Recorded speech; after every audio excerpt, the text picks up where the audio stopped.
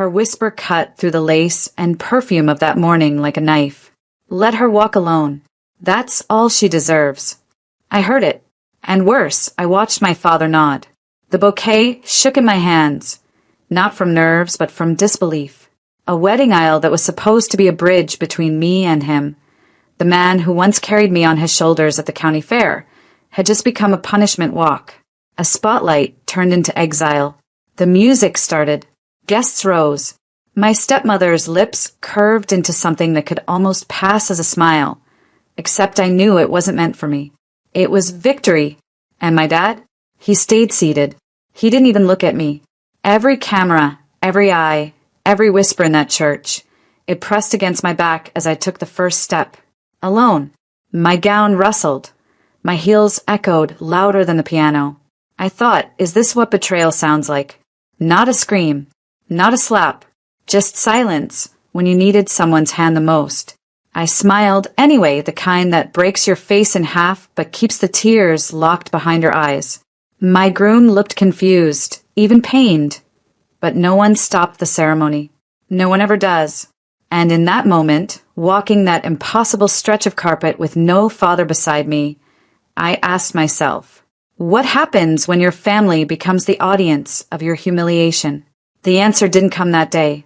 That day, I gave the performance they wanted, the lonely bride, the spotlight stealer, the girl who deserved this. But grief doesn't sit quietly forever. Rage doesn't stay buried. Because one day, when the confetti was gone and the vows were old photographs, the story began to turn. The father who let me walk alone would soon learn what it meant to be left standing, begging for forgiveness in a world where silence was no longer mine to carry. After the wedding, people said things they thought were comforting. At least you looked strong. You'll laugh about this one day. But the truth? Every replay in my head felt like salt poured onto an open wound. My father didn't just abandon me at the altar steps, he validated her whisper. My stepmother, with her practiced grace, her daughter beaming in pastel, bridesmaid silk, had choreographed the scene perfectly. I was the villain in their play, stealing a spotlight I never asked for. And he, the man who once promised, "I'll always protect you," chose their script over me. At the reception, he toasted like nothing had happened. Champagne glass raised, voice steady, eyes never once meeting mine. My husband squeezed my hand under the table, but it didn't stop the burn in my chest. I remember staring at the cake, flawless white tears with sugared roses, and feeling like I was watching my life split in layers. Sweet on the outside, hollow within. When I hugged guests goodbye, their eyes said it all. Pity, confusion, some even disgust, though I couldn't tell if it was for him or me. My stepmother's daughter leaned in, smirk painted across her lips, and whispered, "Guess you finally learned your place."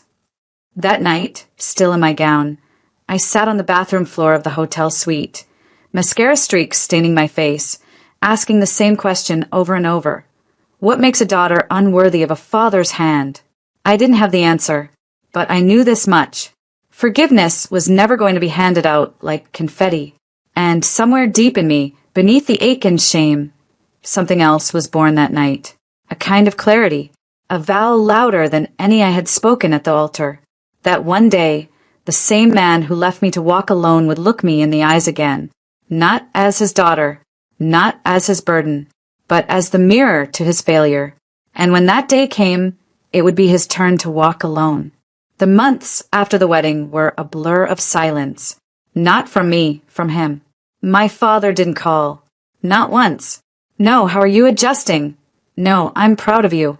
He let the humiliation hang in the air like an unspoken rule. You don't bring it up and I don't regret it. But silence has a way of sharpening. It turns memories into mirrors. And every time I looked at one, I saw the empty aisle, his still shoulders, the way he couldn't even meet my eyes. My husband tried to fill the space, bless him. He'd make me tea, bring flowers home, joke about our little apartment kingdom. But even he knew, some betrayals don't leave room for quick fixes. They rot quietly.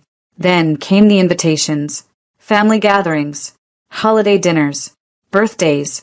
Each card bore her handwriting, my stepmother's, each one a reminder that my absence was being noted, that my name was written only because appearance demanded it. I never went. Not once. But that didn't stop me from watching. Social media is cruel that way. Photos of my stepmother's daughter laughing with my dad, her arm hooked in his, her birthday cake topped with sparklers, his smile wider than I remembered. He hadn't just replaced me on the aisle, he had replaced me in his life. And yet time is patient. One evening, nearly a year later, I got a call. My stepmother's daughter, the golden child, had been caught in a scandal. Something with money, a job gone wrong, whispers of fraud. And suddenly, the carefully painted picture of their perfect family started to crack. Guess who reached out first? My father. The man who left me to walk alone now dialed my number like a penitent child, his voice breaking before he even said hello. He didn't apologize. Not then. He asked for something worse. Can you help? I remember holding the phone, staring at the screen, my breath steady. All I thought was, funny, when I needed a hand, you gave me silence. Now you want mine to pull you out of the fire? And in that moment, a seed of justice sprouted. Quiet, patient, ready. I didn't answer that call. Not the first one. Not the second. Not even the fifth. By the 10th, curiosity outweighed my silence. I let it ring long enough that he'd panic, then slid my thumb across the screen. Hello. My voice was ice. Sweetheart, he broke immediately, the kind of sob that once would have undone me. It's bad. I don't know who else to turn to. I said nothing. Let him sweat in the silence he'd taught me. He stumbled through the story. His wife's daughter had lost her job. Legal trouble was circling. And worse, money was gone. Savings drained. Investments crumbled. The picture-perfect life they flaunted online was rotting underneath. Finally, he whispered the words I knew were coming. I need your help. It's strange, isn't it? How the same mouth that once refused to say, I'm proud of you, suddenly had no shame asking for rescue. I leaned back in my chair, tracing the rim of my coffee cup, letting the bitterness coat my tongue. I could have said no. I could have hung up. But revenge, real revenge, isn't a slammed door. It's a slowly closing one, soft enough that they still hope they'll squeeze through. So I said, I'll think about it. That single thread of hope was all he needed. And I knew exactly what I was doing, letting him dangle. Because every unanswered text, every call I ignored after that was a mirror, a reminder. The daughter who once needed his hand was now the one holding the rope. At night, lying awake, I replayed my wedding aisle over and over. Except now the vision shifted. Instead of me walking alone, it was him. My father, in a crowd full of faces, searching desperately for someone, anyone to walk beside him. And no one moved. That's when I realized I didn't need to scream. I didn't need to fight. All I had to do was become the silence he gave me, and watch how it swallowed him whole. Desperation has a smell. I swear I could sense it every time his number flashed across my screen. At first, it was phone calls, then texts, then emails, messages piling up like unpaid bills, each one more frantic than the last. Please call me. We're drowning. You're the only one who can fix this. The irony made me laugh, quietly, bitterly. The man who left me to walk alone now couldn't take a step without begging me to guide him. But I didn't answer. Not directly. I let silence be my reply. And yet, I began to craft something deeper. You see, revenge isn't just about pain. It's about truth. It's about taking the stage they once stripped from you and turning the lights so bright that every lie is exposed. So I waited until Thanksgiving. The invitations came again like they always did. This time I accepted. My husband raised an eyebrow. He knew I hadn't set foot in that house since the wedding, but I told him softly, some things need to be witnessed. Walking into that dining room was like stepping into a theater. My stepmother, stiff in her pearls. Her daughter, pale and hollow-eyed from scandal. And my father, aged, thinner, lines carved into his face that hadn't been there before. He looked at me like a man crawling through sand toward water. Dinner began. Small talk floated, knives scraped china. And then, like clockwork, he broke. Voice cracking, fork trembling. Please, I need your forgiveness. I need your help. The room went silent. Every eye turned toward me. I smiled, not cruel, not soft, just enough to let the weight of the moment hang heavy. And I said, clear enough for everyone to hear. Funny, on the day I needed you most, you stayed seated. You let me walk alone. And now you want me to hold your hand. The air shattered.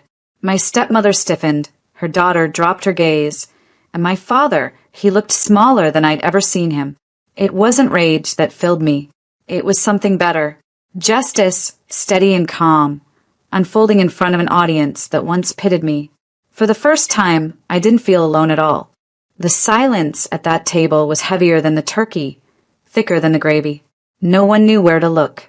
My stepmother's fork clinked against her plate as she tried to act unfazed, but her daughter's eyes glistened with shame. And my father? He looked like a man drowning in the very silence he once left me to choke in. I didn't fill the gap with noise. I let the truth linger. That's the thing about justice. It doesn't need to be loud. It needs to be undeniable. When I finally spoke again, my voice was calm. Almost too calm. You built a family where I was always the outsider. You let her whisper poison in your ear until you believed it was truth. And when I needed you most, you didn't just look away, you sat down. My father's lip trembled.